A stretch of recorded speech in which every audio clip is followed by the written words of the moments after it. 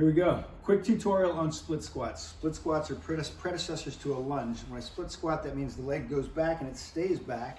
And I want that knee back over that ankle and slightly outside of that second toe. That way I'm driving through the glute. I also want to stay in the heel, more in the heel than in the toe. Nice and tall through the top of the head. Knee stays over the ankle. It does not come forward as I come down. I'm coming straight down. Driving through this heel, using this glute. Dropping this knee down here, getting a good stretch in this hip flexor. We'll talk about how far back that goes in the near future. But right now, just notice I want that pelvis nice and neutral, not open, but squared. Heel drive here, eyes ahead once I get it. You gotta check on stuff. Now, if that leg goes too far back, I'm gonna get into overextension here. Let's not do that. Let's drop that leg straight down. When you're first starting split squats, don't take that all the way to the floor.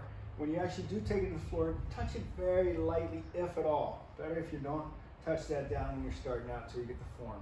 Get a good set of 8 or 10 on one leg, drop the other one back, square those hips into place, tap that front toe to know you're on the heel, drop it straight down.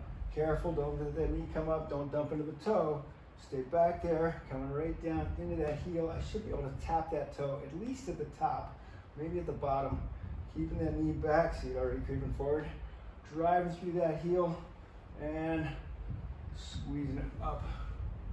Split squats are amazing. Get those mastered. We'll take you to lunges next.